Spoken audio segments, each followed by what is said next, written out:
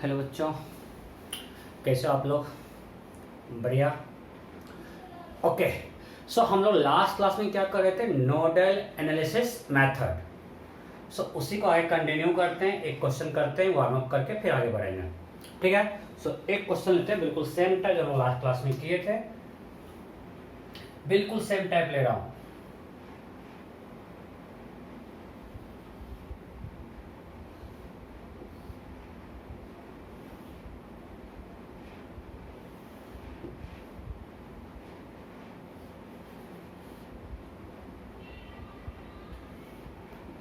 Basically मैंने आपको ऐसा क्वेश्चन लास्ट क्लास में करवाया था, नहीं?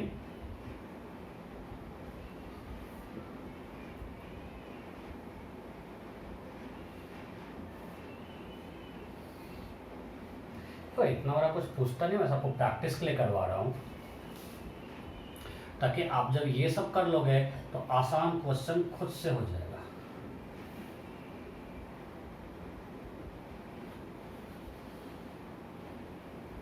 ओके, ऑल रेजिस्टेंस 2 ओम, 2 2 2 2 2। ये मान लेता हूँ 10 वोल्ट, 8 वोल्ट, 6 वोल्ट, 4 वोल्ट, और मानते हैं यहाँ पोटेंशियल 0 है। यहाँ पोटेंशियल क्या है? 0। Then question is find electric current in each branch. Find electric current in each branch. फटाफट, बिल्कुल ऐसा किया हुआ क्वेश्चन है, कंप्लीट वार्म अप के मैंने दिया हो, फिर आगे बढ़ेंगे इससे। Electric current in each branch हो गया। सो पोटेंशियल लिखना शुरू करते हैं। अगर यहाँ 0 तो यहाँ कितना होगा? 4, बिकॉज ये 0 तो ये भी 0 होगा, आपको इतना आ गया होगा, तो ये 4, ये 4, ये 0, ये कितना? 6। ओके, ये 4, तो यहाँ ये 4, यहाँ से 8 माइनस होगा, तो होगा -4। ध्यान रखना, वो 12 मत कर देना। अगर ये 4 है तो ये हायर पोटेंशियल है, ये लोअर है, तो यहाँ से यहाँ पोटेंशियल डिक्रीज करेगा, तो होगा -4। और अगर ये 4 तो यहाँ 4 + 10 14 volt. Am I clear? So now we have potential of each point. So potential निकल गया, ठीक है। अब क्या करेंगे? करंट निकालेंगे, किसमें? रेसिस्टर में। तो now will find current resistor in resistor. हमें लोग कंफ्यूजन है कि सर आप बैटरी में इधर कैसे दे दिए, लो से हाई, वो तो हाई। मैं बार बार बोल रहा हूँ, in resistor current flows from higher potential to lower potential. Battery में दोनों तरफ फ्लो कर सकता है, आपको हम पिछले क्लास में पूरा यही भोंके थे। सो ये हायर है, ये लोअर है। सो डेल्टा भी कितना होगा? 10, 40 - 4, 10/2, 5 ampere from high to low. ये 4 है, ये 0 है, ये कितना है? 0, आपको पता है। So delta V 4 volt current flows from high to lower 2 ampere. फटाफट यहाँ पे -4 और 6, हाई टू लो, डिफरेंस 10/2, 5। मत बोलना सर 10 कैसे लाए? अरे भाई यहाँ +6 है, यहाँ -4 है, डिफरेंस कितना होगा? 10 वोल्ट का। ओके, यहाँ 6, 4, difference 2 volt, higher to lower, 2/2, 1। So now we have electric current in each resistor.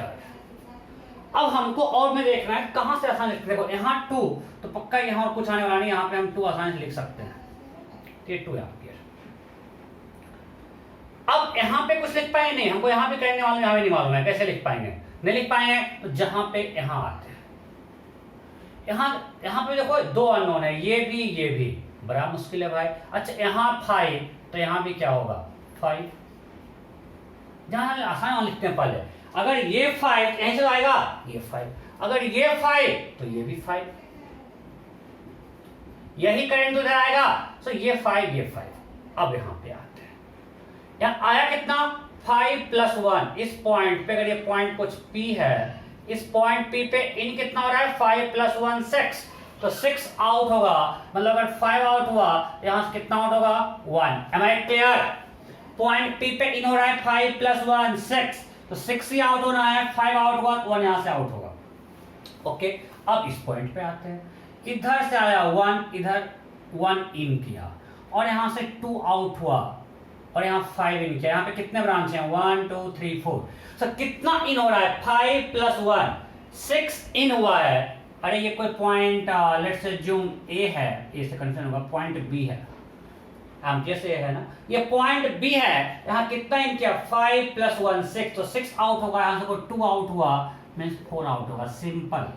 जितना आया 5 + 1 6 आया, तो 6 को आउट होना है, 2 आउट हुआ तो 4 यहाँ से आउट होगा। अब यहाँ आ गया 4,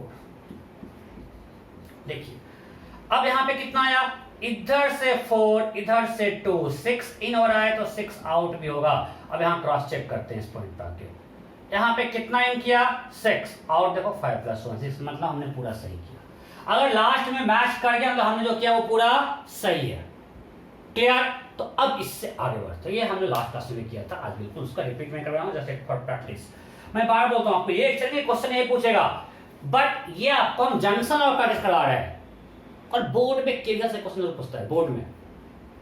तो अगर आप जंक्शन में कॉन्फिडेंट नहीं हो तो केवीएल भी नहीं लगा पाओगे, और एनसीईआरटी में भरा पड़ा है क्वेश्चन केवीएल पे।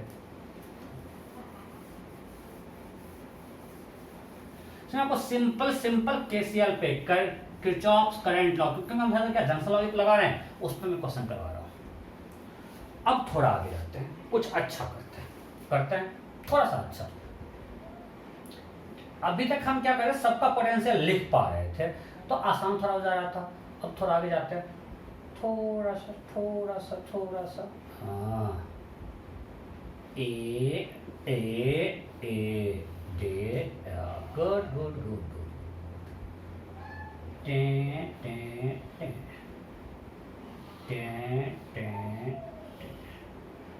ओके,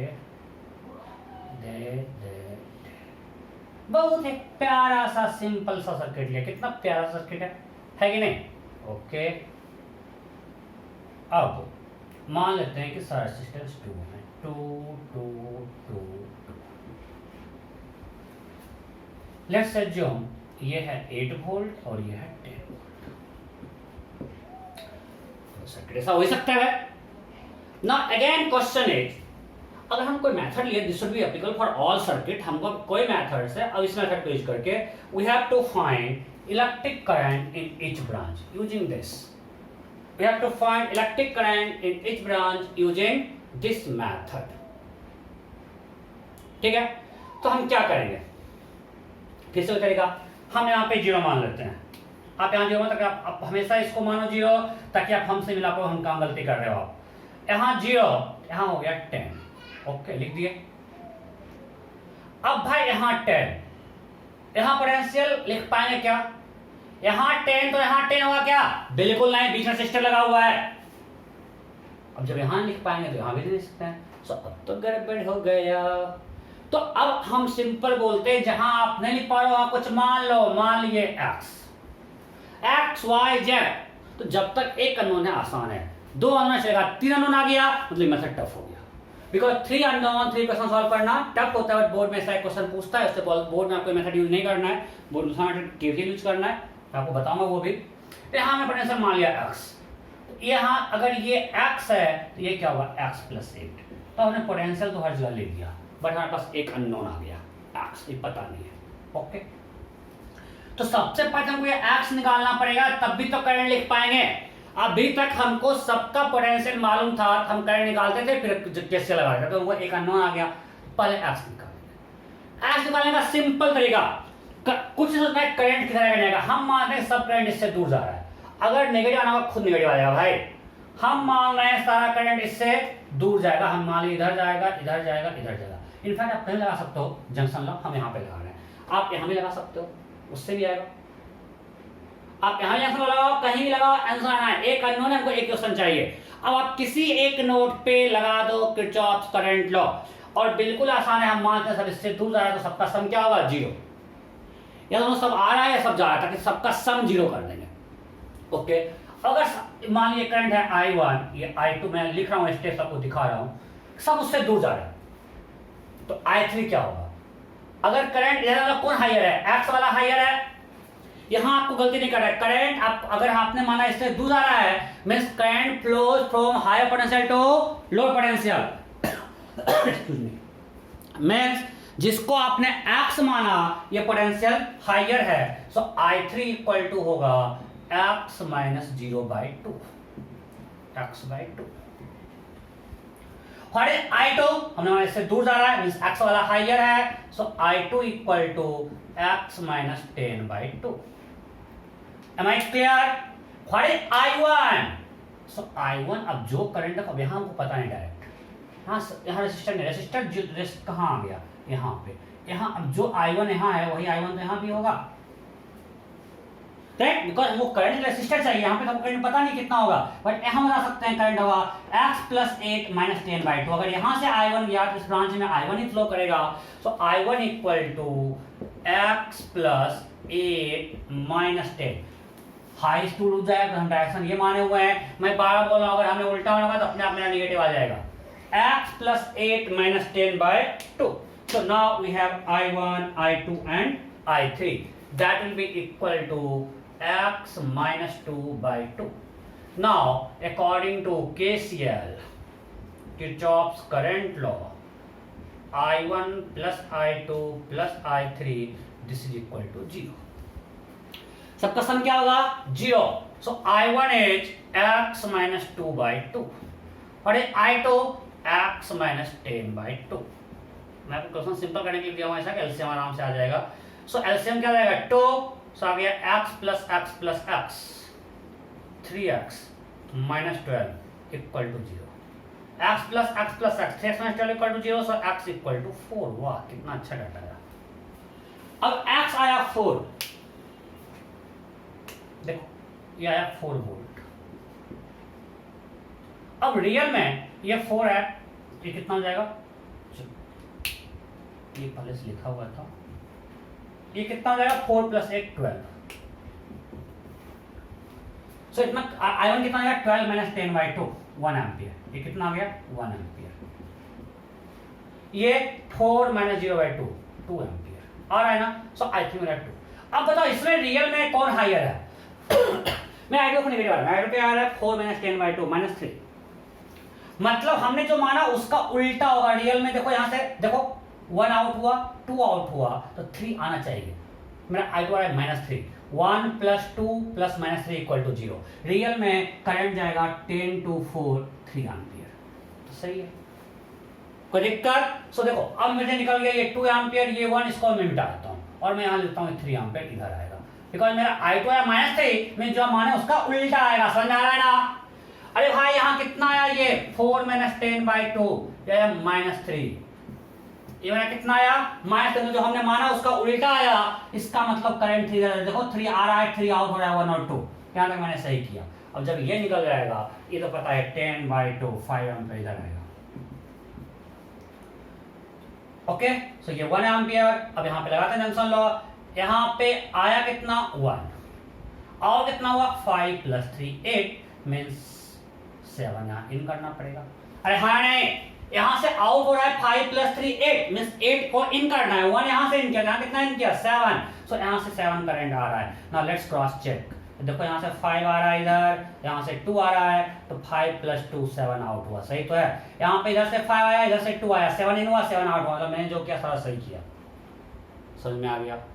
कंप्लीट प्रैक्टिस है, कोई आपको हम कॉन्सेप्ट कोई रूल लॉ नहीं बता रहे हैं। मैं बार बार बोल रहा हूं, करंट में या जितना पढ़ने को सर्किट कैसे सॉल्व कर पाओगे, बहुत आसान है, 10th भी कराया जाता है। क्लियर? काफी लोगों को मैं 10th कराया हूं। Next,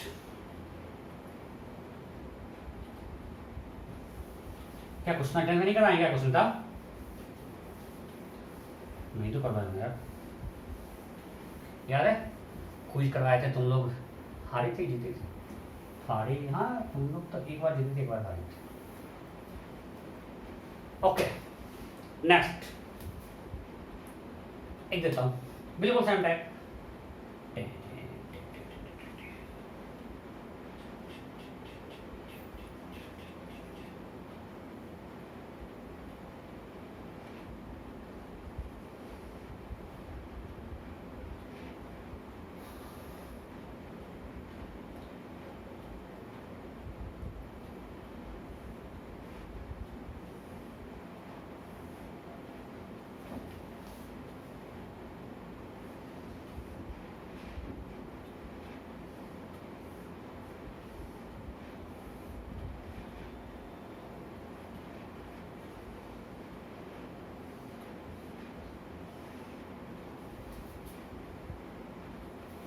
okay simple.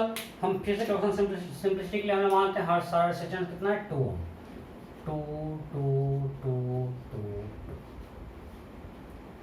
ये मान लेते हैं 8 वोल्ट 10 वोल्ट 12 वोल्ट। हम मानते हैं 0 है ताकि आप हम लोग आसानी से इसको मिला पाएँ। तो मेरा क्वेश्चन है find this I equal to 1। चलो फटाफट करो फाइंड आई।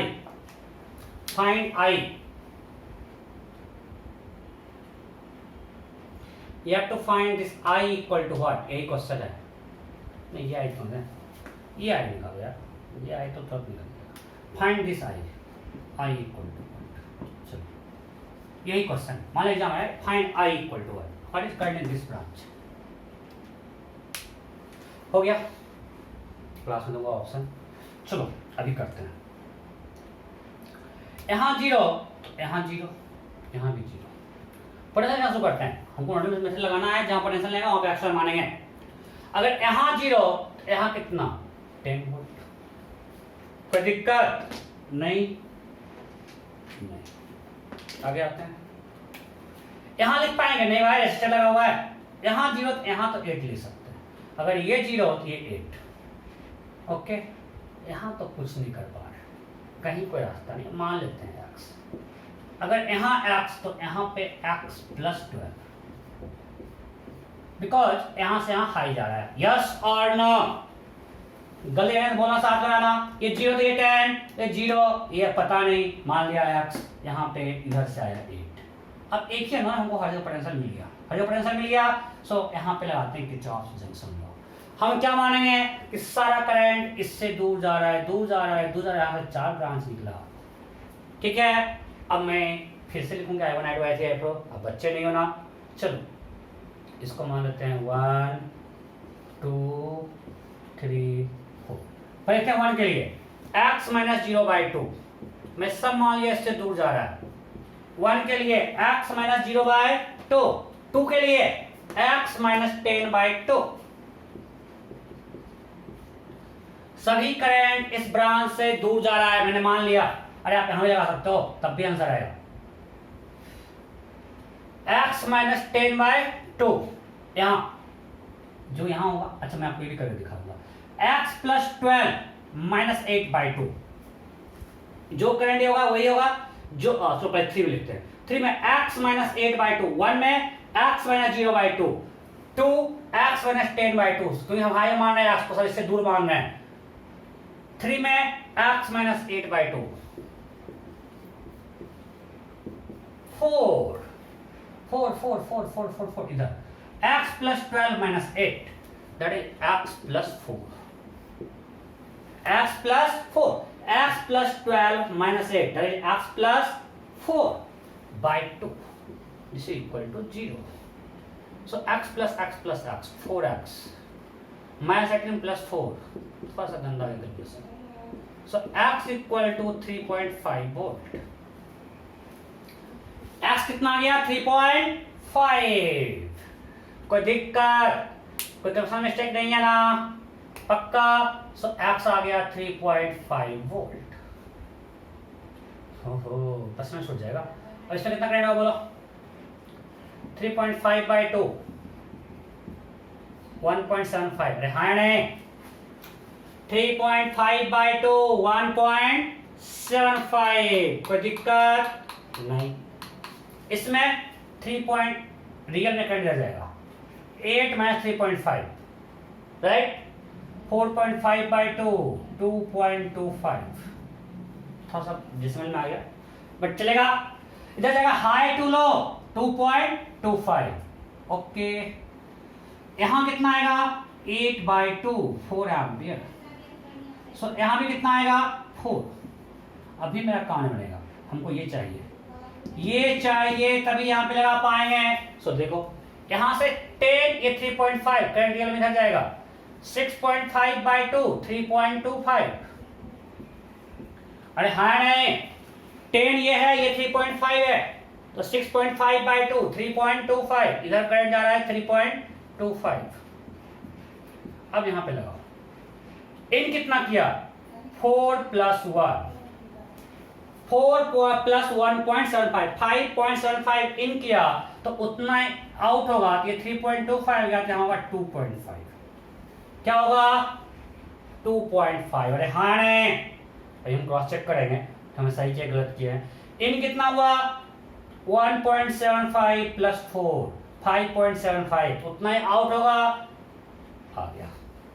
अब यहाँ पे देखते हैं, यहाँ आया कितना 2.5 और आउट कितना हो रहा है 2.25 प्लस 4 6.25, ये 2.25 प्लस 4 6.25 हो रहा है, मीन्स यहाँ से कितना आया 3.75। कैलकुलेशन है, अरे हाँ नहीं। अब यहाँ क्रॉस चेक करते हैं, यह x प्लस 12 वोल्ट मीन्स कितना हो गया 12 प्लस 3.5 17.5, ये कितना हो गया 17.5 17.5 माइनस 8.5, कुछ गलती कर दी, सॉरी 9.5, मैथ्स तो नहीं किया, कुछ गलती हो गया, अरे गलती की है ना। 3.5 प्लस 13.5 कब से होने लगा 15.5, राइट, अब सही लग रहा है। 3.5 अगर यहाँ है प्लस 12 आ गया 15.5 माइनस 8 7.5 बाई 2, बिल्कुल सही है, क्रॉस चेक कर लिया मैंने जो किया बिल्कुल सही है, आंसर होगा 2.5 एम्पियर। आई क्या है 2.5, समझ में आया, कैलकुलेशन था। मैंने इसमें अच्छे से फास्ट किया, आप लोग इसमें स्लो करते हो, आप लोग लिखोगे 7.5 बाई 2 तो 7.5, आप लोग अब ये करते हैं ना पूरे एग्जाम में, दिस पॉइंट दिस 50, अब ये करोगे तो टाइम तो लगेगा ही। अरे तब क्वेश्चन प्रैक्टिस करो, फास्ट क्वेश्चन करो, एग्जाम में 15 मिनट में टाइम बचा लेगा। कल क्वेश्चन प्रैक्टिस करो, एग्जाम में 20 मिनट टाइम सेव होगा, ठीक है। सो ये कर लिया, एक और करते हैं, एक और मॉडल पे, बस एक और करेंगे, लास्ट क्वेश्चन इस मेथड का।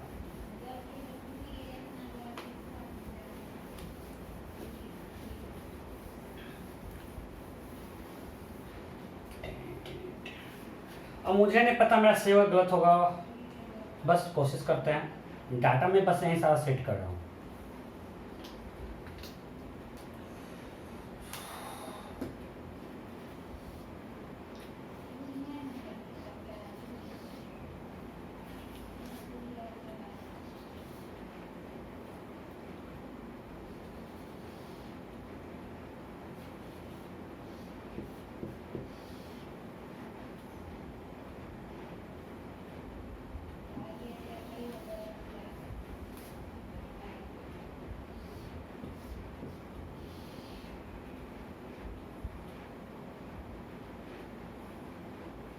रेजिस्टेंस 2 ओम है, 2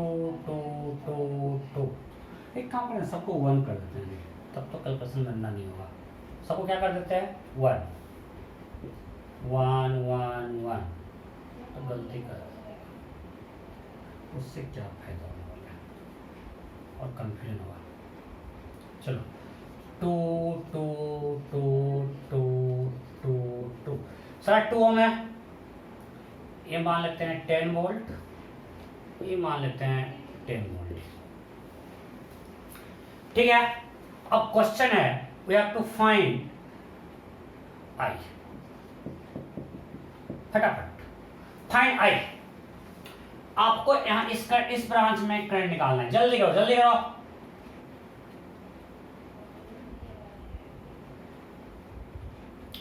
हो गया, बिल्कुल नोडल मेथड क्या है, देखो राम, ये बिल्कुल जो है ना ब्रह्मास्त्र को हम बोलते हैं, कोई भी कितना भी बड़ा क्वेश्चन है ये तो लगना ही है। हाँ, अगर नंबर ऑफ अननोन ज्यादा जाएगा तो आप पूरे एग्जाम में यही क्वेश्चन करते गया, एक्स वाई जेड डब्ल्यू आते गया तो 4 अननोन सॉल्व करेंगे, पूरे एग्जाम में यही क्वेश्चन होगा। तो ये कब आसान है, जब नंबर ऑफ अननोन 2 तक जाए।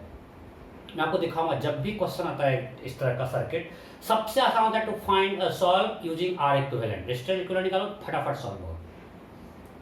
अगर वो नहीं लग पा रहा है तब आप जाओ नोडल मेथड में, केवीएल में, और नॉर्मली तो हम बोलते हैं नीट और मेंस, उसको छोड़ दो। अगर आर इक्विवेलेंट से नहीं निकल रहा है क्वेश्चन, बढ़ा जा रहा है, छोड़ दो भाई सर्किट, तो भी मत सॉल्व करो, अभी उतना टाइम नहीं है, बाद में आना उस पर, अगर टाइम बचता है तो, जिसका चांस कम है।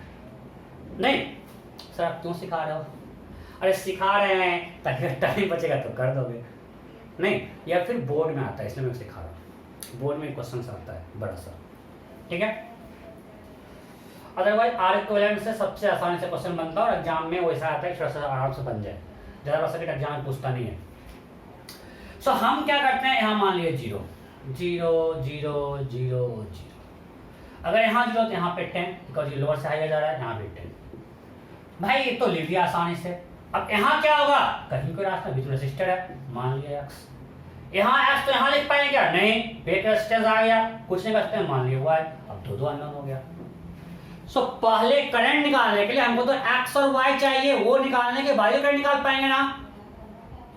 अगर ये पोटेंशियल मालूम नहीं है तो कैसे करंट लिख पाएंगे भाई, तो पहले हमको x और y चाहिए। और बिल्कुल सेम मेथड यूज होता है कैपेसिटर में, इसलिए ये मेथड पे ज्यादा टाइम दे रहा हूं। कैपेसिटर में मैं यही यूज करूंगा, अंदर मेथड, और वहां पे एग्जाम्स में क्वेश्चंस आते हैं, इसलिए आपको समझना है, अच्छे से सीखना है, कुछ भी नहीं, बहुत आसान चीज है।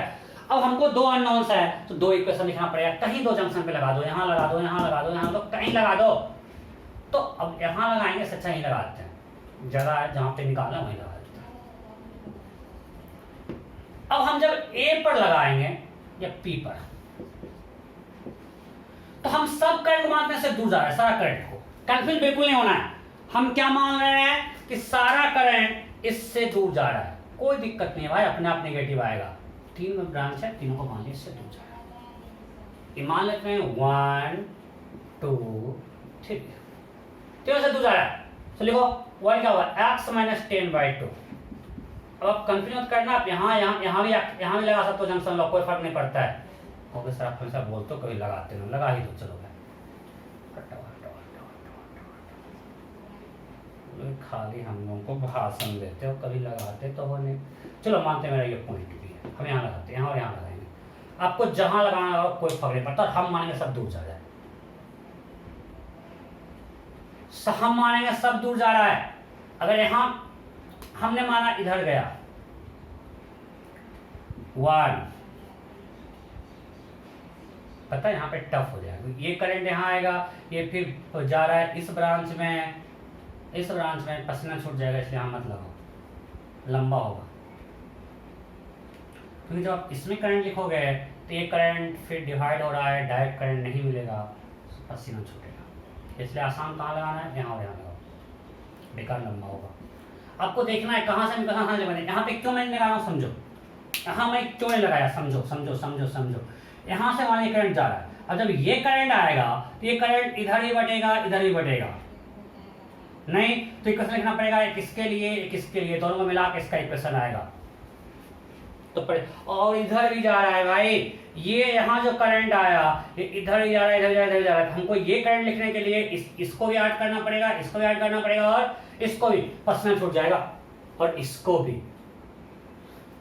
यहाँ से जो करंट आया ये कैसे निकालोगे, हमको रेसिस्टर तो है नहीं। अब ये करंट इधर भी जाएगा, ये करंट इधर भी जा सकता है, यहाँ भी गया, यही करंट इधर भी गया, तो इधर भी गया, उस सबको जोड़ना पड़ेगा, और ज्यादा ब्रांच मिलेगा, इसलिए इसको लिखना आसान ठीक नहीं है। तो इससे हम क्या सीखे, आप ऐसा पॉइंट चुनो जंक्शन जहां पे सब आसपास रेसिस्टर होता है कि आसानी से हम करंट फटाफट लिख दें। जो ही बीच में कंडक्टिंग वायर, सेलुलर वायर आ गया, उसमें डायरेक्ट करंट तो मिलता नहीं है। अब इस करंट को हम ऐड करते रहे, ये जो करंट आया इधर ही बटा, इधर ही बटा, इधर ही बटा, इधर ही बटा, और तब मिला के करेंगे, परेशान हो जाएंगे। नहीं, चलो तो पहले यहाँ पे लिखते हैं, क्या होगा, ये मान लीजिए इधर 1 this 1 2 3 लिखो 1 x - 10/2 2, तो कितना आसानी से आ गया, x/2, सॉरी 2 कौन है, ये x - y/2, और 3 ये x - 0/2 इक्वल टू 0।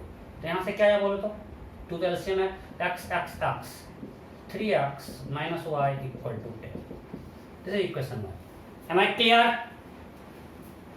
इधर x - 10/2, इधर x - y/2, इधर x - 0/2, सबका सम 0।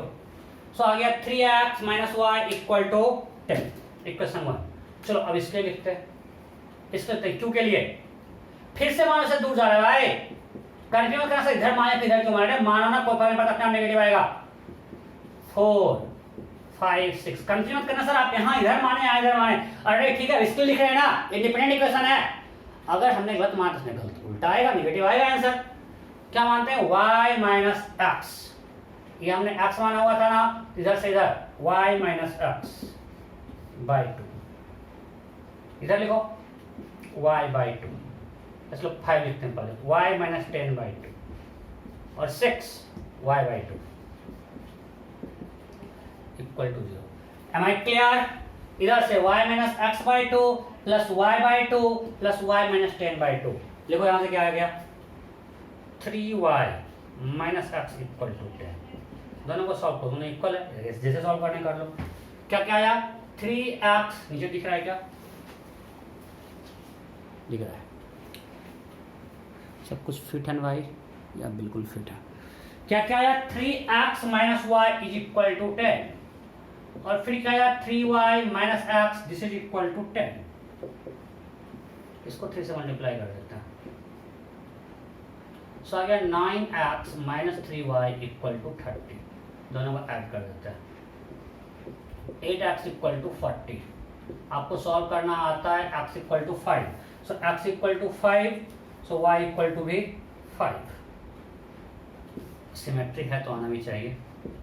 x 5 y 5, अरे हाँ नहीं मतलब इसमें कोई करंट नहीं फ्लो कर रहा है।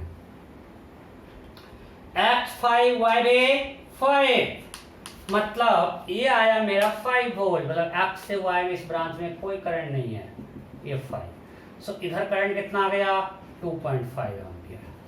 इधर रियल में इधर करंट आएगा 2.5 एम्पियर। इधर कितना है 5 एम्पियर। अब देखो तो यहाँ से 5 आउट हुआ, 2.5 आउट हुआ, यहाँ से कितना आएगा, यहाँ पे 7.5 आएगा। Am I clear?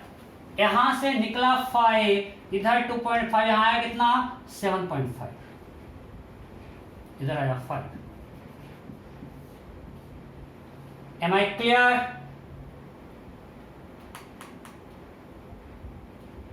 कोई डाउट?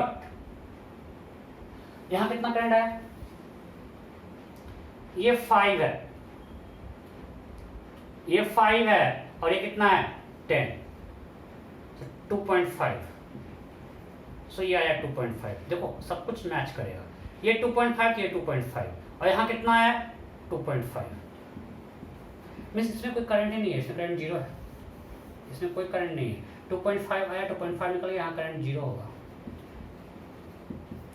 सो अरे 5 ये 0, 5 बाई 2, 2.5 नीचे आया और यहाँ से आ रहा है कि 2.5 इधर से आया, 10 माइनस 5 बाई 2, तो 2.5 जाएगा यार, ये 2.5 जा रहा है, जो आया सब इधर चला गया, इधर करंट जीरो आया। सही है, सब कुछ मैच कर रहा है। कोई डाउट है? नहीं? आप लोग ट्राई करना है, यहाँ पे लिख के, यहाँ पे लिख के ट्राई करना, गलत बताना। अगर नहीं गलत बताना यहाँ पे लिख के ट्राई करना, ये होमवर्क है। आप जंक्शन लॉ लगाना इस पॉइंट पे, ये पॉइंट ए और ये पॉइंट बी, आप इस दोनों पे जंक्शन लॉ लगा के दिखाना, सेम क्वेश्चन सेम आंसर आता है कि नहीं, आना चाहिए। ठीक है, ओके। सो इस पे काफी करवा दिए, ये था नोडल एनालिसिस मेथड। इसके लिए हम लोग केसीएल को यूज कर रहे थे। जिस पॉइंट पे लगा बोलते हैं नोड्स, जहां पे हमने केसीएल लगाया। अब आता है केवीएल, किरचॉफ्स वोल्टेज लॉ। क्या है नेक्स्ट? किरचॉफ्स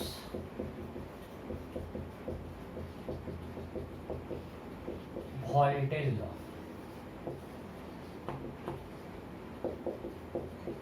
केवीएल ये क्या बोलता है? Algebraic sum of potential difference across resistor or cell in a loop is always 0। मैं क्या बोला? अगर किसी सर्किट में रेसिस्टर है और सेल है तो उस सब के अक्रॉस जो पोटेंशियल डिफरेंस होगा उसका सम क्या होगा? 0। लिखूं क्या? Algebraic sum of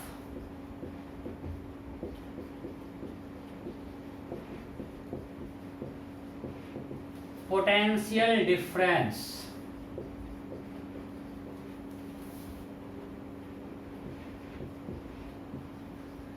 across a loop, across a loop,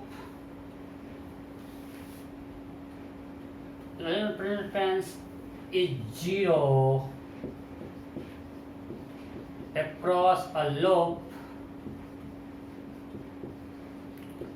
containing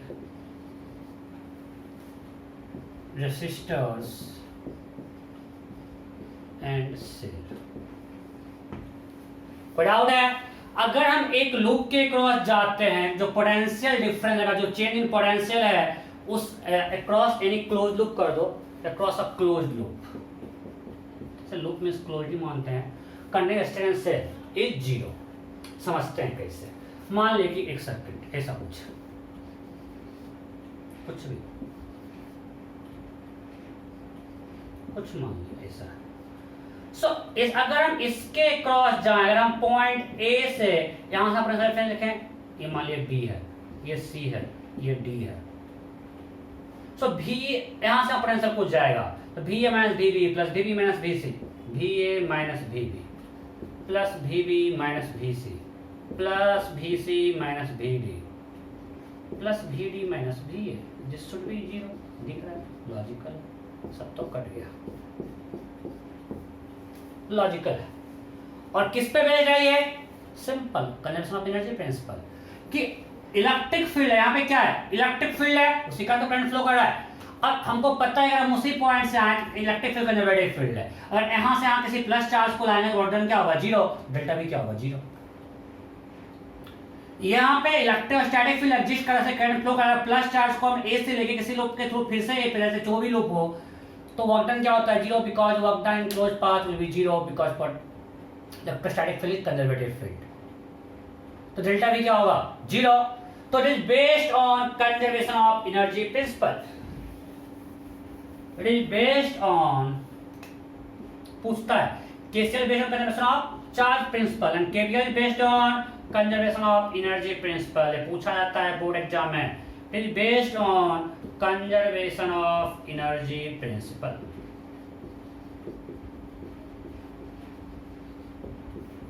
conservation of energy पे बेस्ड है, लॉजिकल है, क्यों है, समझ में आ गया। अब इस पे हम आपको छोटा सा क्वेश्चन करवा, देखो इस एग्जाम में, बोर्ड एग्जाम में बड़ा बड़ा क्वेश्चन पूछा जाता है। मैं आज एक बड़ा भी कराऊंगा, एक कराऊंगा, मतलब मैं पहले 1 अननोन, फिर कराऊंगा 2 अननोन, फिर कराऊंगा 3 अननोन्स। इतना कराने में छोड़ दूंगा, उसे मैं कराने जाऊंगा नहीं। बट इस पे अब ऐसा नहीं कि जो क्वेश्चन हम इससे करेंगे वो नहीं बनेगा, नोडल एनालिसिस से, वो उससे ही बनेगा, और मेथड से बन सकता है। एक ही क्वेश्चंस को हम डिफरेंट मेथड से सॉल्व कर सकते हैं। मैं आपको सारा मेथड सिखा रहा हूं, आप जिसमें कंफर्टेबल हो, जिसमें कम टाइम लगे, आपको उसमें वो यूज करना है। M I clear? सो आपको लगना कि हमें यही यूज करना है, ऐसा कुछ नहीं है। एक ही क्वेश्चन को आप अलग अलग मेथड से कर सकते हो। जैसे मान लीजिए क्वेश्चन आपको देते हैं सिंपल,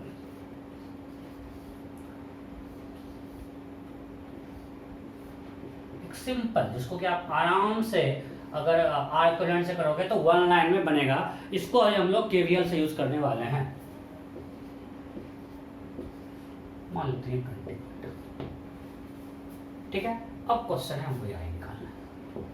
आप लोग क्लास में पढ़ोगे, बहुत आसान है आर करंट निकाल के। बट अभी हम आर करंट यूज नहीं करेंगे, हम यूज करना क्या है? केवीएल। केवीएल में क्या करना है? पहले आपको हर ब्रांच में करंट मालूम होना चाहिए। तो जहां नहीं मालूम, आप अननोन मानो, या उसके टर्म में अगर आ सकता है, जैसे हम यहाँ मान लिया आई, यहाँ भी आई आएगा। अब हमको इसलिए पता, हम मान लिया इसमें कुछ, चलो इसको मानते हैं I1, इसको मान लिया I2। आप चाहो इसको I3 मान लोगे, लेकिन बेकार आप अपना एक अननोन बढ़ा रहे हो, फिर बाद में क्वेश्चन लिखना होगा तो आपको ऐसे भी सॉल्व करना है। तो यहाँ पे हम केसीएल लगा सकते हैं, लगा देंगे। यहाँ I1 आया, I2 यहाँ से निकला, यहाँ कितना होगा? I1 minus I2। हम यहाँ I3 इसलिए नहीं मानते। अगर आप I3 मानोगे तो बेकार में आपका एक अननोन बढ़ जाएगा, फिर से आपको लिखना ही पड़ेगा I1 plus I1 equal to I2 plus I3। आपको इक्वेशन लिखना ही पड़ेगा। तो बेटर हम जहां पे लगा पाते हैं केसीएल, वहां पे भी लगा दिए, तब हमको हर ब्रांच में करंट मिल गया। अगर यहाँ I1 माइनस I2 है, तो यहाँ I1 माइनस I2 होगा। So now we know current at each branch, each resistor. तो पहला काम है, यहाँ पे I2 I1 यहाँ पे करंट होगा I1।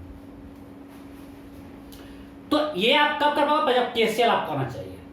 आपको हर ब्रांच में करंट लिखना चाहिए, सिंपल है। हमने यहाँ से I1 माना है, यहाँ पहुंचे और यहाँ का नया ब्रांच आ गया भाई, मान लिया I2, या यहाँ भी I2 मान सकते हो, जहाँ I1 माइनस I2 होता, मैंने यहाँ I2 माना, इसमें I1 माइनस I2 हो जाएगा। तो कितने नॉन्स हैं? Two equations. अब हम कोई भी दो लूप ले सकते हैं, तो हम एक लूप ये पकड़ लेते हैं और एक ये पकड़ लेते हैं। आप ये भी कर सकते हो, एक लूप ये लो, एक पूरा लूप ले लो, कुछ भी ले सकते हो। मैं एक लूप 1 लिया, लूप 2, मैं एक ये लूप लिया और एक ये लूप लिया, दोनों। आप एक ये एक बड़ा ले सकते हो, कोई फर्क नहीं पड़ता है, आंसर सेम आने वाला है। कोई भी दो लूप लेते हैं, हम इस लूप में लेते हैं। अब हम यहाँ इस लूप में यहाँ से स्टार्ट करते हैं, फिर यहीं पहुंचेंगे, सिंपल। यहाँ से यहाँ पोटेंशियल क्या होगा, ये लूप 1 है, for loop 1 I am writing question for loop 1। एक मैं करता हूँ, आपको करना है। सो मैं यहाँ से स्टार्ट किया, अब हमको यहाँ से घूम के इस लूप पर यहाँ पहुंचना है। चलो हम लिख देते हैं ये A B C D, confusion से बचने के लिए, आपको समझाने के लिए E F। अब हमको A से लूप 1 मेरा क्या है, A B C D A, हम A से फिर A तक आते हैं भाया, A B C D A। हम A से स्टार्ट किए और फिर A तक आएंगे, ठीक है, ओके। A से B गए, पोटेंशियल बढ़ा कितना, 20। अरे ये 20 वोल्ट है, ज्यादा पोटेंशियल बढ़ा 20। अब B to C potential increase करेगा डिक्रीज करेगा, जो हमने माना है उसके हिसाब से पोटेंशियल इंक्रीज करेगा या डिक्रीज करेगा। सो करंट जा रहा है, रेसिस्टर है ये ना, रेसिस्टर पोटेंशियल डिफरेंस होता है decrease by IR if you go in direction of current.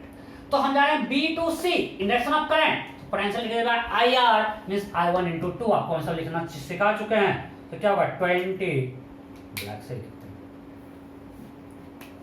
20 minus 2I1। Am I clear? If we move across resistor, potential given by IR, so हम जा रहे हैं B से C, पोटेंशियल डिक्रीज करेगा I into R, I1 into 2, 2I1, so 20 minus 2I1, okay. अब आते हैं C to D, again we are moving in direction of current, ठीक है, तभी पोटेंशियल घटेगा ही। कितना, हायर से लोअर जा रहे हैं, डायरेक्शन ऑफ करंट जा रहे हैं, तो डिक्रीज करेगा -3I2। यहां से यहाँ कंडक्टर है, no change, this is equal to 0। Total sum यहां से यहाँ पहुंच गए। सो आ गया मेरे पास 20 is equal to 2I1 plus 3I2, this is equation 1। Am I clear? मैं फिर से भौंक रहा हूं, मैं बोल रहा हूं इस लूप में टोटल डेल्टा भी 0 होगा, कि यहां से फिर ए पे पहुंचने डेल्टा भी क्या होगा, 0 होगा। सो यहां से ए से बी आए 20 वोल्ट प्लस, यहां से यहां आए तो पोटेंशियल यहां से यहां डिक्रीज करेगा moving in direction of current, कितना से IR, I1 into 2, 2I1। फिर यहां से यहां आए पोटेंशियल डिक्रीज करेगा भाई, direction moving in direction of current, कितना से I2 into 3। बस यहां पहुंच गए, यहां से यहां कोई चेंज नहीं है। अब आते हैं लूप 2, फॉर लूप 2।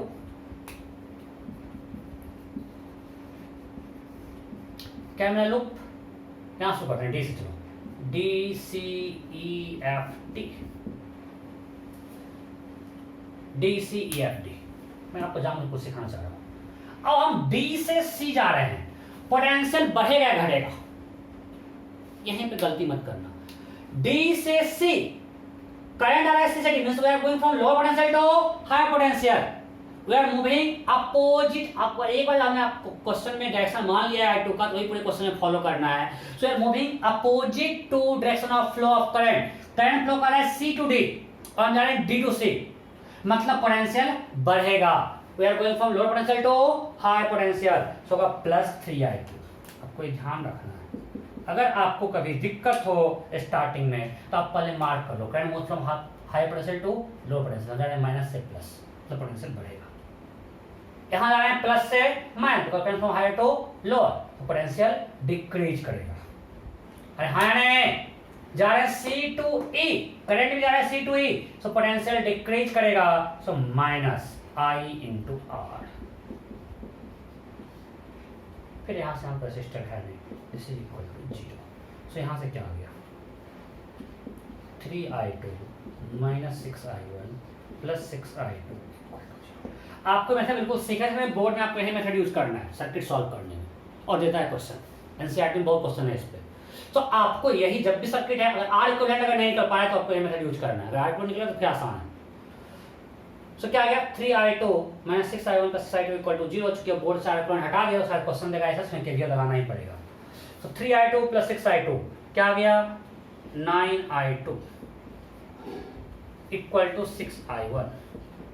सो यहां से मेरा आ गया i1 इक्वल टू 3/2i2। नहीं, यहां आ गया i1 equal to 3/2i2। Now putting i1 in equation 1, इसमें i1 डालते हैं, क्या होगा 20 equal to 2 into 3/2i2 plus 3i2। So 20 equal to 6i2, so i2 equal to 10/3 ampere and i1 equal to 10/3 into 3/2 5 ampere। और बिल्कुल मेरा answer सही है। आप पढ़ोगे ये और ये पैरेलल है, तो हम पढ़ाएंगे 632 224 करने का 5 एम्पीयर i1 5 आ रहा सही है। अगर आप आर इक्विवेलेंट निकालोगे तो ये दोनों पैरेलल है, बिकॉज यहाँ जो पोटेंशियल है वही यहाँ है 632 224 करंट आएगा 5, डायरेक्ट निकल आएगा यहाँ पे। आर इक्विवेलेंट से हमने आपको सिखाया ये केवीएल लगा के, बिकॉज मुझे आपको केवीएल सिखाना है, इसलिए मैं छोटा सर्किट लिया ताकि आप आराम से समझ पाओ। कोई दिक्कत? पक्का? सो अगला क्वेश्चन आपको देखो, हमको पता है आप लोग आंसर फटाफट निकालोगे, इसलिए मैं इसमें पोल नहीं दूंगा। आपको क्या करना है, केवीएल से करना है। आर इक्विवेलेंट से वो आसानी से बन जाएगा वाला क्वेश्चन, पर आपको यूज क्या करना है, केवीएल। मुझे आपको सिखाना है, क्रॉस चेक कर पाओ, इसलिए मैं आपको ऐसा क्वेश्चन दे रहा हूं जो आर इक्विवेलेंट से आसानी से निकल जाता है और केवीएल से आप सीख पाओ। आपको सारा इक्वेशन लिखने आना चाहिए ताकि अब तक क्वेश्चन में उसको यूज कर पाओ। सिंपल सी सर्किट देते हैं।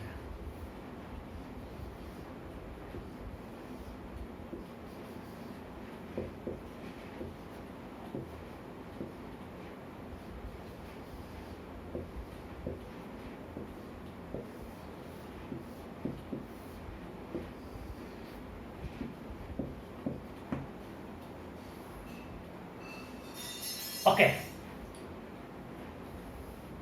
क्वेश्चन को आई निकालना है। You have to find I using KVL। मैंने आपको दे दिया क्वेश्चन में, फटाफट करो। Find I using KVL। आपको KVL ही अप्लाई करना है।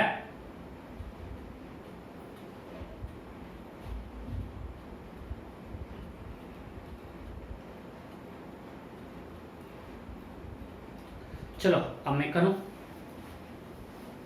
हम क्या कर मानते हैं, इसको अभी छोड़ देते हैं, ये हमको निकालना, हम लूप में आते हैं। हम मान लिए i1 है, ये भी नहीं पता, इसको i माइनस i1 लिख सकते हैं, इसको i माने तो अभी हम मान लेते हैं i2। अगर आप इसको i मान, इसको i माइनस i1 लिख सकते हो, नो प्रॉब्लम, सही है आपका।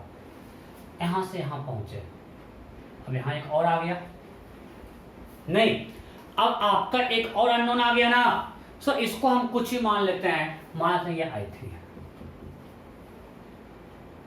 सो अब आप देखते हैं तीन हमने ले लिया, ये i1, इसको आप चाहो तो i माइनस i1 लिखोगे तब भी एक i अननोन आएगा, इससे कोई फर्क नहीं पड़ता, इसलिए हम i2 मान रहे हैं। सो i1 i2 i3, ठीक है। अब यहाँ लिख पाएंगे कुछ क्या, देखते हैं। यहाँ से i1 आया, यहाँ से i3 आया, तो दोनों यहाँ पे जाएगा, तो भी i1 plus i3। Am I clear? यहाँ से देखते हैं, यहाँ से i3 या i2 आया, मीन्स इन क्या i2 इधर i3 मीन्स यहाँ जाएगा i2 माइनस i3। सो अब हमने सब में करंट लिख दिया हर ब्रांच में, और यहाँ कितना जाएगा उस हिसाब से तब ऐड कर देंगे i1 प्लस i2। सो ये करंट है i1 plus i2। So now we have electric current in each branch. हर ब्रांच में हमें करंट मिल गया। अब हमको कितने अननोन्स हैं, 3 unknowns, so we need 3 equation. So अब हम लोग इसके लिए इक्वेशन लिखना शुरू करते हैं, ठीक है। लिखते हैं लूप 1 किसको लेते हैं, चलो पॉइंट मार्क कर देते हैं, थक जाते हैं लगातार बोल बोल कर। ए बी सी डी, एक लूप लेते हैं ए बी डी, एक लेते हैं ये और एक पूरा लेते हैं यहां से ऐसे। कोई बोलेगा सर कि अगर आपने एक लूप लिया ए बी डी, एक लेता है डी बी सी, दूसरा लेते हैं ए बी सी डी, कोई नया क्वेश्चन नहीं मिलेगा। A B D D B C और अगर आप ए बी सी डी लोगे कोई नया क्वेश्चन आ रहा है आपको, ये दोनों का ऐड करने से ए बी सी डी मिल जाएगा, कोई फायदा होने वाला नहीं है।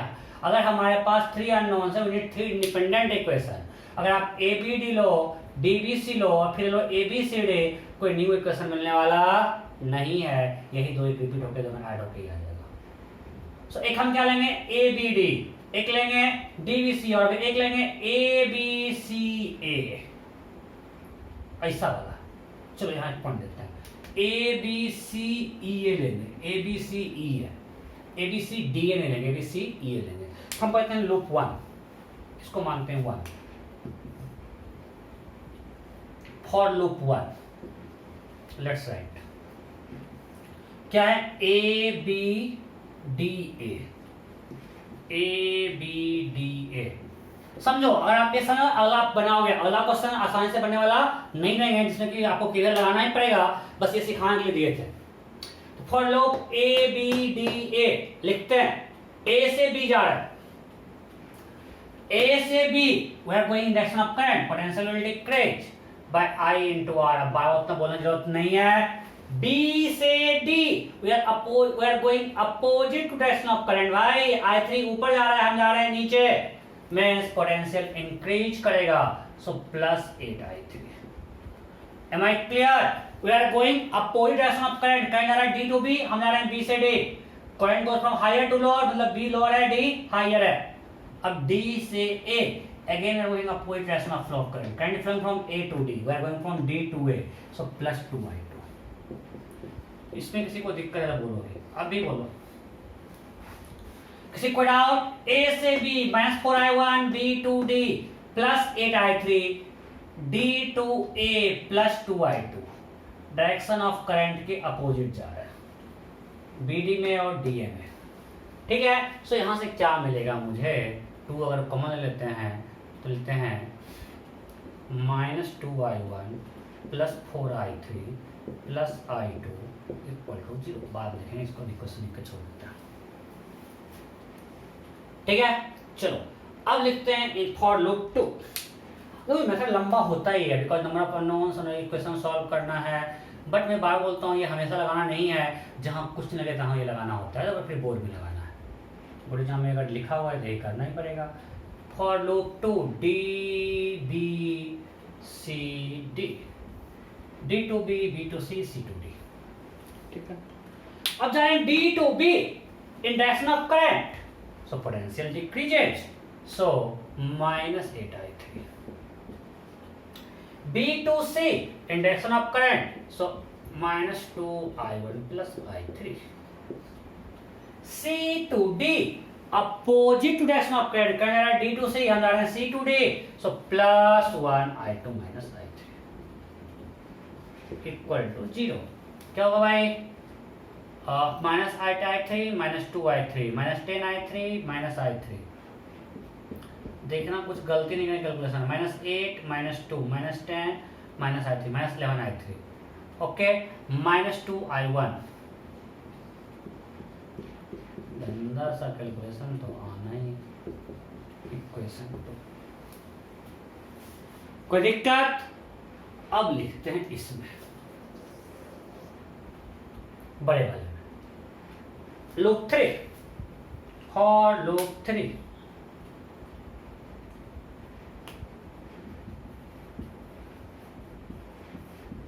लूप 3 क्या ले रहे हैं, ए बी सी ई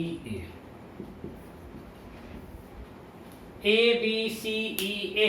चलो लिखो, ए से B -4 I1, B to C current क्या I2 + I3, करंट क्या है, सॉरी I1 प्लस I3, सो क्या होगा -2I1 plus I3, -4I1 -2I1 plus I3, यहाँ कोई करंट नहीं है, देखो यहाँ से बस, सॉरी कोई रेसिस्टर नहीं है, फिर यहाँ +30 पहुंच गए ए तक, अरे यहाँ रेसिस्टर फिर कंडक्टर है, फिर एक्सेल आया +30 = 0, तो क्या मिल रहा है देखो -4I1 -2I1 -6I1 plus -2I3 plus 30 = 0, सो यहाँ से I3 = क्या मिल गया देखो, इसको इधर ले आते हैं 15 - 3I1, राइट,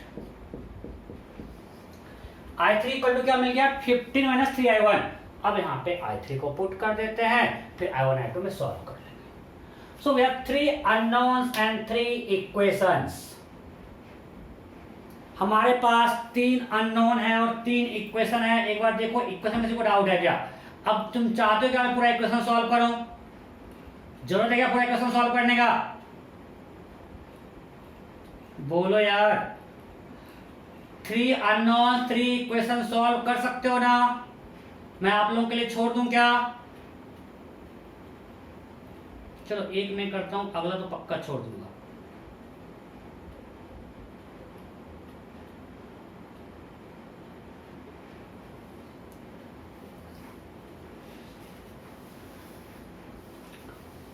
कुछ बस गलती नहीं की कैलकुलेशन में, कैलकुलेशन चेक करो कोई गलती तो नहीं है।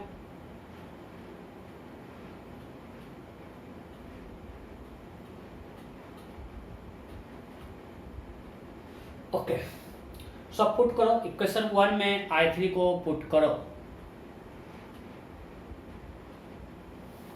पुट करते हैं, इक्वेशन 1 में पुट करते हैं, पुटिंग I3 इन इक्वेशन 1,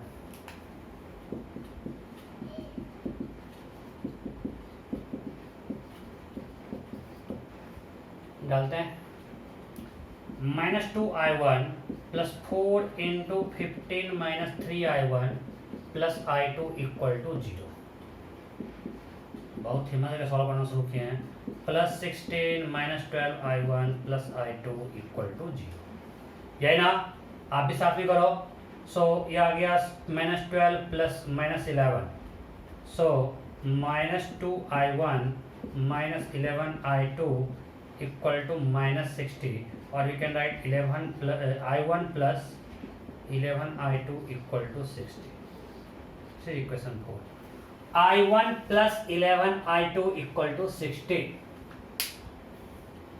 क्रॉस चेक करें क्या मेरा सही है कि नहीं, I1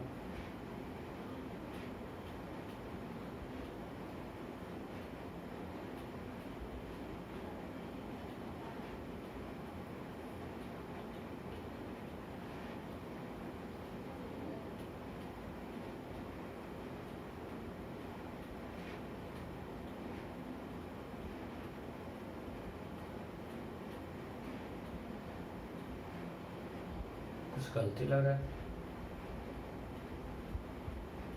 ठीक है, देखो क्वेश्चन मिस्टेक भी है क्या, नीचे वाला दिख रहा है, दिख रहा है, कर दिया ना गलती, क्यों डरते रहता हूँ, तो यहाँ पे गलती है, क्या होगा ये, क्या गलती की गंदा वाला, हमको तो आंसर पता है यहाँ पे सिंपल सर्किट, इसलिए हम क्रॉस चेक कर रहे हैं हर स्टेज में, बट अगर नहीं पता होगा आंसर तो आपको क्या करना होगा, अच्छे से सॉल्व करना है, ध्यान देकर, मुझे पता है इसका आंसर क्या आना है, ये सिंपल सर्किट है, बस चुन दीजिए, क्या होगा -12 - 2 -14I1 -14I1 प्लस I2 = -16, और we can write 14I1 - I2, अब सही है, =60, सो एक ही आ गया, अब मैं ऊपर वाला मिटा रहा हूँ, इसको मिटाता हूँ, आप लोग नोट कर लिए होंगे, अब लोग कितना बड़ा आ रहा है, इसलिए बोलता है मेथड बड़ा है, तो ये तभी लगाना जब कुछ नहीं लग पाए, तभी हमको KVL या नोडल वाला ऐसा मिटाएंगे, फिर नंबर ऑफ अननोन्स ज्यादा हो, तो सबसे पहले हम बार बार भौंक रहा हूँ, आर इक्वलेंट निकालने की कोशिश करने, अगर वो निकल जाएगा तो सबसे आसान होता है, वो सब नहीं लगेगा। इसमें देखो कितना टाइम लग रहा है, बट बोर्ड में आपको ऐसा क्वेश्चन आता है, इसमें लगाना पड़ेगा, आपको इसे सीखना है। सो ये आ गया। अब हम क्या करते हैं, I3 यहाँ पुट करते हैं इस इक्वेशन में, putting I3 in equation 2, putting I3 in equation 2 रखो यहाँ पे, -11 I3, तो -11 15 - 3 I1 -2 I1 plus I2 equal to 0। ये क्या होगा, -165 minus plus 33 I1 -2 I1 plus I2 equal to 0। So 33 - 2 31 I1 plus I2, 31 I1 plus I2 equal to 165, equation 5। अब यहां से आ गया 14 I1 minus I2 equal to 60, equation 4। अब 4 और 5 को हम लोग ऐड कर देते हैं, मजा तो आ रहा है। पता है हमको फर्स्ट ईयर में कॉइल में ऐसा क्वेश्चन लंबा लंबा सर्किट सॉल्व करना था, और हमको पता नहीं था कि कैलकुलेटर से हम लोग सॉल्व कर सकते हैं। पहला एग्जाम था इस तरह का, कैलकुलेटर यूज करना था, हम पूरा एग्जाम में अपना क्वेश्चन सॉल्व कर रहे थे, कई पेपर पूरा ही नहीं हुआ। बाद में पता चला इसको तो कैलकुलेटर से आराम से वैल्यू आ जाता है, सिर्फ इक्वेशन लिखने से। ये दोनों को ऐड किए, आप लोग को यूज नहीं करना है कैलकुलेटर, क्योंकि आपके एग्जाम में अलाउड नहीं होता है। या 225, so I1 equal to 5 ampere. I1 आ गया 5, अब यहाँ I1 पुट कर दोगे, आपको आएगा I2 10, और यहाँ जब पुट करोगे तो 15 - 5 I3 आएगा 0। और आप लोग ये पढ़ चुके हो, ये बैलेंस व्हीटस्टोन ब्रिज, इससे करंट 0 होगा, ये पढ़ेंगे हम लोग अगले क्लास में ही पढ़ेंगे। तो एक है कि हम इतना लंबा के, दूसरा है कि विदिन मिनट इसका आंसर निकालेंगे अगर आपको पता है बैलेंस व्हीटस्टोन ब्रिज। तो इतना कुछ करना नहीं है भाई, विदिन मिनट देखेंगे आंसर फटाफट बोलेंगे, ठीक है, इतना कुछ सॉल्व करके निकालें, कोई डाउट नहीं। तो मैंने क्यों किया कि अब मुझे आपको मेथड सिखाना है, और मैंने ये क्वेश्चन है कि हम हर जगह क्रॉस चेक करें, कैलकुलेशन मिस्टेक ना हो जाए, ठीक है। एक क्वेश्चन करते हैं, मैं भी बोलता हूँ, लेकिन पता नहीं करना है आपको, ये सीखना ही है, तो आपको मुझे करना ही पड़ेगा। सिर्फ कैलकुलेशन कर रहे हैं, क्लास में कुछ नहीं कर रहे हैं, इलेक्ट्रिक करंट होता ही ऐसा, क्या कर सकते हैं। मेरी गलती नहीं, चैप्टर की गलती है भाई, मत बोलना सब बोरिंग पढ़ा रहे हो यार, मैं क्या करूँ, मैं इसको इंटरेस्टिंग कैसे बनाऊं, यही पढ़ना है, यही सॉल्व करना है, इक्वेशन कॉन्सेप्ट है ही नहीं। प्रैक्टिस में डे 1 से बोल रहा हूं, आएगा मजा, इसमें तो इलेक्ट्रिकल पावर में आएंगे तो आपको अच्छा क्वेश्चन कराएंगे, सिखाएंगे नया नया चीज, बट अभी सर्किट थोड़ी यही सब करना पड़ेगा, कोई उपाय नहीं है। मैं आपको एक क्वेश्चन दे रहा हूं, एनसीईआरटी का सॉल्व एग्जाम्पल है, ठीक है। मैं एनसीईआरटी एक बार लाऊं, और मैं आपको एक एनसीईआरटी का सॉल्व एग्जाम्पल देता हूं।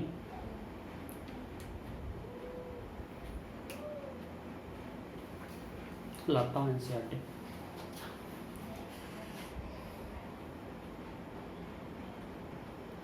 सो ये क्वेश्चन एनसीईआरटी में है, एग्जाम्पल में, ठीक है, मैंने आपके लिए ड्रॉ कर दिया है, ये एनसीईआरटी में क्वेश्चन दिया हुआ है। अब मान लिए हमें हर ब्रांच में करंट निकालना है, और ये क्वेश्चन आप ऐसे भी चाहो कि हम आर इक्विवेलेंट से कर ले, नहीं कर पाओगे, टफ होगा, तो हमें वही यूज करना पड़ेगा, तो नोडल मेथड या केवीएल। मैं इसको अभी करूंगा केवीएल से, पहले आप भी करो, और बाद में आपको घर पे ट्राई करना है नोडल से। और मैं मेथड लूंगा जो लूप लिया है एनसीईआरटी, उससे अलग लूंगा, ताकि आप उसमें जाके फिर से उसका मेथड भी देख सकते हो, कॉन्फिडेंस आएगा। मैं जाऊंगा क्वेश्चन एनसीईआरटी तो मुझे आंसर मालूम रहे, और मुझे क्वेश्चन सॉल्व करना नहीं पड़े, ठीक है। मैं अपने सेफ्टी के लिए यहाँ पे लिया एनसीईआरटी का क्वेश्चन, तो क्वेश्चन मिस्टेक से बचने के लिए, ठीक है। करो फटाफट, हो गया। चलो अब मैं शुरू करता हूँ। हम मान लेते हैं कि इसमें करंट है I1, यहां से आगे यहां पे पहुंचे, ये मान लिए I2, सो यहाँ पे क्या हो जाएगा I1 प्लस I2, राइट। सो यहाँ पे क्या होगा I1 plus I2 same branch. अब फिर यहाँ पे फंस गए तो मान लीजिए इसमें I3 है। सो यहाँ क्या होगा, I1 प्लस I2 इन किया, I3 इधर गया, सो यहाँ होगा I1 plus I2 minus I3। यहाँ पे क्या होगा, इधर से आया I1 plus I2 minus I3, actually यहीं पे लगा देते हैं। यहाँ पे I3 इधर से आया, यहाँ I2 निकला, मीन्स यहाँ कितना करंट होगा, I2 माइनस I3। देखो दोनों को ऐड करो तो I1 plus I2 minus I3 यहाँ पे इन किया, और यहाँ से I1 निकला, इसमें I1 सब्ट्रैक्ट करके I2 माइनस I3 आ रहा है, सब कुछ सही आ रहा है। मतलब हमने KCL सही लगाया। अरे हमने यहाँ पे I1 plus I2 minus I3 इन किया, कितना आउट हुआ, I1 इधर, इधर कितना आउट होगा, this minus this, that is I2 minus I3। यहाँ पे क्रॉस चेक करने आ रहा है, I2 माइनस I3 इधर से इन किया, I3 इधर से आया, यहाँ I2 जा रहा है। मेरा KCL बिल्कुल सही है, ठीक है। अब हमको KVL लगाना है, तो हम पहले कुछ पॉइंट ले लेते हैं। A B C D E, और कोई पॉइंट है क्या, नहीं। अब हमको KVL लगाना, कितने अननोन्स हैं यहाँ पे, I1 I2 I3, 3 अननोन्स हैं, so we need 3 equation, right. हमको 3 इक्वेशन चाहिए, सो आपको 3 लूप में लगाना पड़ेगा। Excuse me. सो आपको 3 लूप चाहिए। अब बोलो कौन कौन लूप लें, 3 लूप लगाना है। सिंपल दिख रहा है, छोटा सा लूप लेते हैं। पहला एक लूप ये लेते हैं, दूसरा ये लेते हैं, तीसरा ये लेते हैं। तीसरा लूप दिख रहा है, अरे एक बड़ा लेंगे उससे अच्छा है, छोटा तो ठीक है। लगाना शुरू करते हैं, चलो साथ में करना, गलती भाई बताना। फॉर लूप 1, ये क्लास में साथ में करने में मजा आता है। फॉर लूप 1 ABDA, वहां पे आप हेल्प करते हो ना, कोई गलती होगा तो। यहाँ पे कोई हेल्प करने वाला नहीं है, कैमरा कुछ बोलता ही नहीं है। बोल भाई कुछ गलती करे तो। A से B we are moving in direction of current, potential will decrease, so -4I1। B to D, current जा रहा है D से B और हमारे B से D, means we are moving opposite direction of flow of current, so +2I2। Am I clear? Current जा रहा है D to B और हमारे B से D, हम जा रहे हैं A से B, B से D, D से जाएंगे। So moving in this branch BD, we are moving opposite to direction of flow of current, so यहाँ से पोटेंशियल राइज होगा, so +2I2। अब यहाँ से इधर आते हैं, करंट है I2 minus I3, so again we are moving opposite direction of flow of current, so +1 into I2 minus I3। अरे करंट जा रहा है इधर और हमारे अपोजिट डायरेक्शन में, तो करंट हम आ रहे हैं लोअर से हायर पोटेंशियल, यहाँ पहुंचे हैं, यहाँ से यहाँ +10, दिस इज इक्वल टू 0। देखो इस इक्वेशन में किसी को डाउट है, ठीक से इक्वेशन देखो, नहीं, सो मेरा इक्वेशन क्या आ गया, -4I1 +2I2 + I2, 3I2 -I3 +10 = 0। कोई दिक्कत, ठीक से देखो मैं हट गया हूं, कोई दिक्कत नहीं, पक्का, ओके। अब आते हैं इक्वेशन 2 में, इस लूप में लेते हैं, फिर से आते हैं ADEA फॉर लूप 2, ADEA, ठीक है। लूप 2 ADEA, A से D जाते हैं, पहले यहां से यहां है तो -10, अरे यहां से यहां है -10, हायर से लोअर, अगर हम in direction of current potential will decrease, so -1 into I2 minus I3। Am I clear? यहां से यहां -10, यहां से यहां पोटेंशियल डिक्रीज करेगा, we are moving in direction of current, so -1 into I2 minus I3। अब आ रहे हैं D to E, करंट जा रहा है E से D, means we are moving opposite to direction of flow of current, so potential increase करेगा +2I3।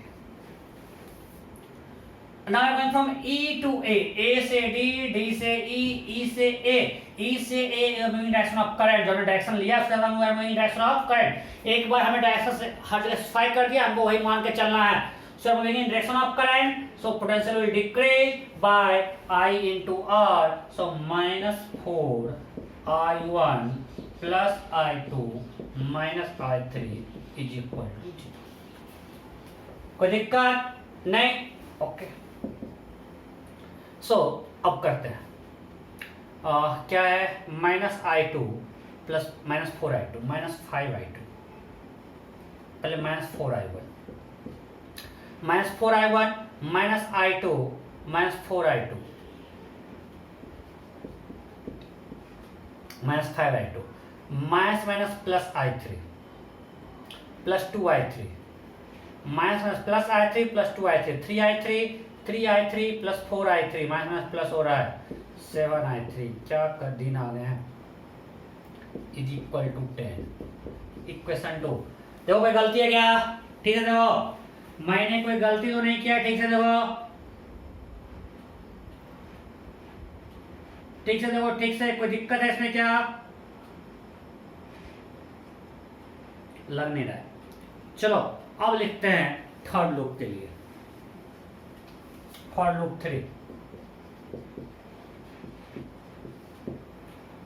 Loop 3 आ रहे E D B C E, E D B C ई।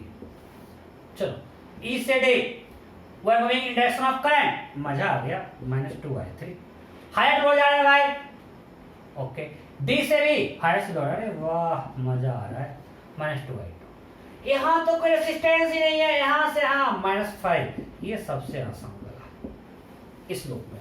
यहाँ से हाँ high to low minus 2I3, यहाँ से हाँ minus 2I2, यहाँ से हाँ हाई से लो माइनस 5। और रेसिस्टेंस से 2 ही था, कोई दिक्कत है क्या? नहीं। तो यहाँ से क्या आ जाएगा, minus 2I3 minus 2I2 equal to 5। Minus 2I3 minus 2I2 equal to 5। ठीक है, अब हमारे पास 3 अननोन्स हैं और 3 इक्वेशन हैं। आप सॉल्व करना, सॉल्व करने के बाद मुझे पता है कि I1 आएगा 0.625, I2 आएगा माइनस 2.5, एनसीईआरटी में आंसर देखा हुआ हूँ, और I3 आएगा 0। अभी मैं सॉल्व करूंगा, आपको सॉल्व करना है। सॉल्व करने पे I1 आएगा 0.625, I2 आएगा माइनस 2.5, I3 आएगा 0। बस इक्वेशन सारा सही दिख रहा है, मैंने क्रॉस चेक कर रहा हूं, मैं बार बार सही याद दिख रहा है, सही आपकी जिम्मेवारी। सॉल्व करोगे याद आएगा। बस मुझे बस आपको लूप में इक्वेशन लिखना सिखाना था, मैंने सिखा दिया। सो अब मैं केवीएल यहीं पे एंड करता हूं, टाइम बचा हुआ है क्या? सो हम केवीएल यहीं पे एंड करते हैं। ठीक,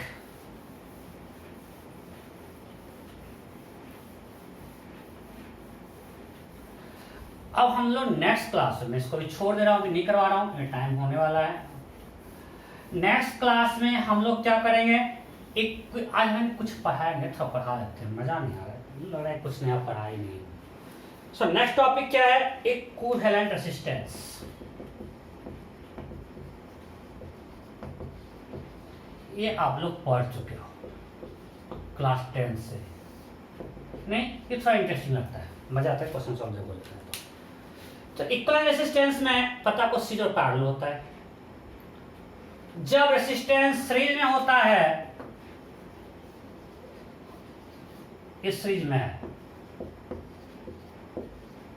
मीन्स सब में करंट क्या है, सेम, तो इस केस में R इक्वल होता है समेशन ऑफ R है। इसका R1 plus R2 plus R3, इसको प्रूफ नहीं कर रहा हूँ, वैसे क्लास 10 में प्रूफ कर चुके हो, और अभी कोई फाइनल बोर्ड में पूछेगा नहीं, क्योंकि क्लास 10 बोर्ड से सिलेबस से हट चुका है। ये होता है, आप लोग क्लास में प्रूफ किए हो, नहीं? सिंपल है, मैं प्रूफ नहीं करने वाला हूँ। अगर पैरेलल में होता है, अब आप पैरेलल और सीरीज में आप कंफ्यूज मत करना कि दिख रहा है पैरेलल तो पैरेलल ही होगा। पैरेलल में क्या होता है, पोटेंशियल डिफरेंस सेम होता है। तो इस केस में होता है 1/r equivalent equal to summation of 1/ri। आप लोग पढ़े हो, जैसे इस केस में होगा 1/r1 plus 1/r2 plus 1/r3, right. आपको ध्यान रखना है if resistors are in series, if resistors are in series, current through them must be equal. Current through them must be equal. If resistors are in series, electric current through them must be equal. और इसका reverse correct है क्या? अगर हम बोले current through resistors are equal, they must be in series, true और false? If current through resistors are equal, they must be in series, true और false? False है भाई। हो सकता है अगर इस सब में भी करंट सेम हो, सब इक्वल इक्वल होगा, तो अगर इसको हम बैटरी से जोड़ दें, सारा रेसिस्टेंस आर आर होगा, सब में करंट आई आई आई होगा, बस इस चीज में है क्या? नहीं। सो करंट सेम है तो सीरीज में होगा जरूरी नहीं है, बट अगर सीरीज में है तो करंट सेम होगा। Am I clear? Okay. Similarly, if resistors are in parallel, if resistors are in parallel, potential difference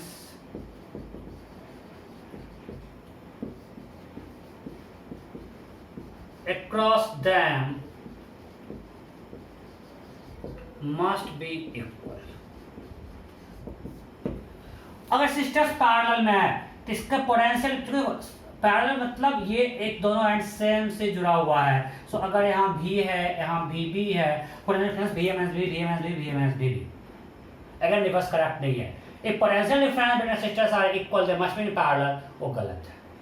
but अगर पैरेलल है तो potential difference across them must be same. ठीक है, अब आपको सिंपल इक्विवेलेंट करवाते हैं। मैं आपको अभी कुछ छोटा सा करवा देता हूँ, अगले क्लास में पूरा हम लोग आर इक्विवेलेंट ही पढ़ेंगे, डिफरेंट टाइप के आर इक्विवेलेंट, करंट डिस्ट्रीब्यूशन और टेस्टोमेट्री। ये हमारा टारगेट है नेक्स्ट क्लास में कंप्लीट कर लेना है। उसके नेक्स्ट सिमेट्री वाला करेंगे।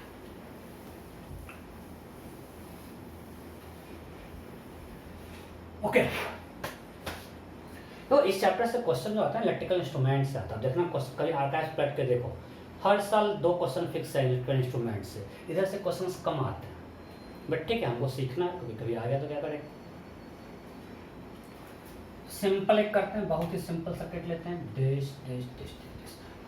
आप लोग क्लास 10th में पढ़ चुके हो, तो हम इतना मतलब आपको बहुत आसान वाला तो आता है।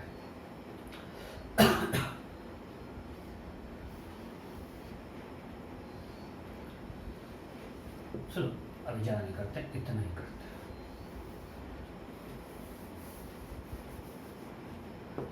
We have to find R equivalent across A and B.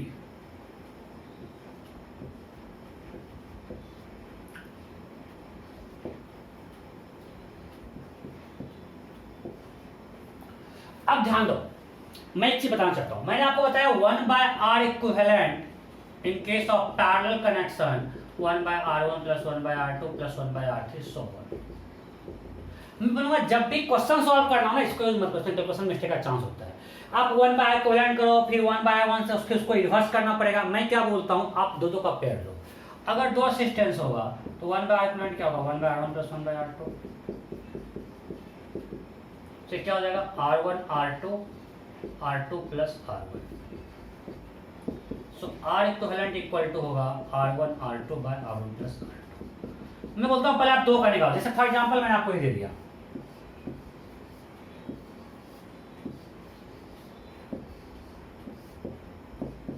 Twelve ohm 6 ओम 4। अब इनका फाइंड R इक्विवेलेंट, तो आप चेक करोगे कि 1/R1 इक्वल टू 1/12 प्लस 1/6 को 4 पे सॉल्व करोगे। मैं बोलता हूं पहले आप 2 का पेयर लो, 12 6 क्या होगा, हमको तो याद है बट आप करो। इन दोनों का क्या होगा, 12 इंटू 6/12 प्लस 6 4 होगा, तो बचा क्या 4 and 4, क्या बचा 4 and 4। ठीक है, इक्विवेलेंट निकालेंगे, 4 इंटू 4/4 प्लस 4, और प्रैक्टिस आपका जाएगा 12 6 4 4 4 2, बिकॉज अगर R और R पैरेलल में होता है तो इसका इक्विवेलेंट क्या होता है R/2, सिंपल। R इक्विवेलेंट क्या होगा R into R by R plus R, that is R/2. So if two equal sections are in parallel, R equivalent आएगा उसका हाफ। तो हम आपको प्रिंट आएगा 12 6 4 4 4 2, खट से आएगा 2, ठीक है। सो मैं बोलूंगा अगर बहुत सारा पैरेलल में, प्लीज यूज दिस, दो का पैरेलल करो, गलती का स्कोप कम है, फास्ट भी होगा। चलो अब इसका करते हैं। You have to find R equivalent across AB, A और B के across R equivalent, हो गया क्या? Simple simple. अब देखो अगर हम डायरेक्ट जहां ब्रेक कर सकते हैं वहां लिखेंगे, यहां से हमको दिख रहा है ये दोनों पैरेलल है, ये दोनों क्या है पैरेलल, उसको हटाते हैं। मैं पूरा स्टेप आपको दिखा रहा हूं। तो 6 और 3 का इक्विवेलेंट क्या होगा 6 into 3/9 18/9 2, सो उसको हटा के हम करते हैं पहले 2 2 and 4, ठीक है। और फिर यहां पे 6, कोई दिक्कत? अब ये 2 2 4, ये दोनों, अब देखो ये और ये सीरीज में नहीं है, बिकॉज जो करंट यहाँ पे वो यहाँ पे है क्या नहीं। अगर यहाँ कुछ करंट I1 है, यहाँ I2 है, तो यहाँ I1 प्लस I2, आप लोग क्लास 10 इतना पढ़ चुके हो कि ये 2 2 और ये 6 दोनों सीरीज में नहीं है। ये और ये सीरीज में, अगर यहाँ I1 है तो यहाँ भी I1 है, कोई ब्रांच यहाँ पे नहीं है। बट यहाँ I1 है, यहाँ I2 है, यहाँ I1 प्लस I2 का, इसलिए आप इसको सीरीज में करते हो। बट ये सीरीज में है तो 2 + 2 क्या होगा 4। सो पहले हमने कर दिया 4 4 और ये 6,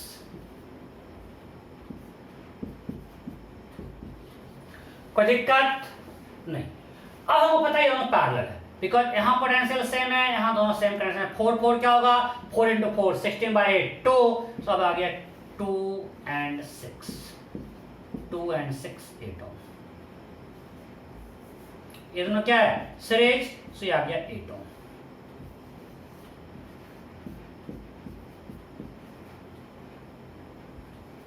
सो R इक्विवेलेंट अक्रॉस AB क्या आ गया 8 ओम। सो बहुत ही सिंपल, आपको क्लास 10 में ये सब की होगा। एक और मैं क्वेश्चन दूंगा, मैं बस जानबूझ से इसको स्टार्ट किया हूं ताकि मैं आपको होमवर्क दूं बहुत सारा प्रैक्टिस के लिए, अगले क्लास में मेरा टाइम बचेगा। मैं उस क्लास के पहले आपको सॉल्व दूंगा एक सेट, आपको सब सॉल्व करके आना है ताकि हम क्लास में उसको फटाफट डिस्कस कर देंगे, ठीक है। मैं वीडियो उसका दिखाऊंगा नहीं, उसको फटाफट डिस्कस करेंगे, बिकॉज टाइम पास नहीं करना है क्लास में। कुछ अच्छे क्वेश्चंस क्लास में करेंगे, बट अभी जो क्वेश्चंस आपको पहले करना था 10th लेवल का, उसको मैं यहाँ पे डिस्कस करने वाला नहीं हूँ, आपका डाउट में डिस्कस करूंगा। तो मैं कुछ सिंपल सर्किट मैं भी यहीं पे छोड़ रहा हूँ। मैं एक काम करता हूँ, मैं आपको प्रैक्टिस के लिए कुछ सर्किट दूंगा, ठीक है, वो आपको करके आना है, मैं आपको भेज दूंगा क्लास के बाद। वो आपको नेक्स्ट क्लास से पहले खुद से करके आना, उसको हम लोग अगले क्लास में डिस्कस कर देंगे और फिर हम लोग पढ़ेंगे आगे, उससे आगे, ठीक है। ओके, मैं क्लास में 1-2 क्वेश्चन लूंगा और आगे बढ़ जाऊंगा, जो नया मैं करूंगा, ठीक है। Bye bye.